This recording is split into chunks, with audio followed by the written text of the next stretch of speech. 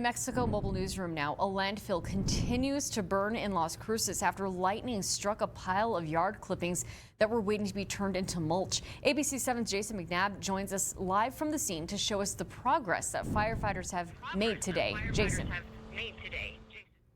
Well, that's right, Stephanie. This fire is still burning behind me, but however, throughout the day, the smoke has definitely simmered down a little bit, and that's because of the new approach that both the Las Cruces Fire Department and the Solid Waste Authority have been taking when it comes to tackling this fire. Now, originally predicted to extinguish itself by the end of today, the fire has continued, prompting the Las Cruces Fire Department to bring in heavy machinery to spread out the pile, causing the fire to hopefully burn out quicker.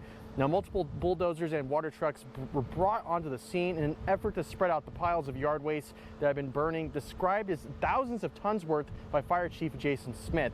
Now, right now, the burning area is described as being the size of a football field, but the fire department says it's contained to that area and is it's no threat to nearby homes. Now, another large bulldozer is being shipped into the scene from Hobbs, and the fire chief hopes that the fire may be out by tonight or tomorrow morning as soon as that larger equipment arrives. So we thought by taking this approach of getting the proper machinery on site that we'd have more success.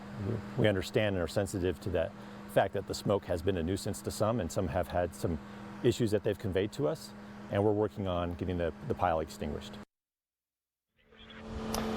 Now, the fire department has been saying this entire time that the smoke doesn't contain any harmful chemicals. However, residents are still complaining about smoke going into their homes as recent as today. And I'll show you one woman's concern coming up on ABC 7 at 6. But for now, reporting from Las Cruces' East Mesa, I'm Jason McNabb, ABC 7. All right, Jason.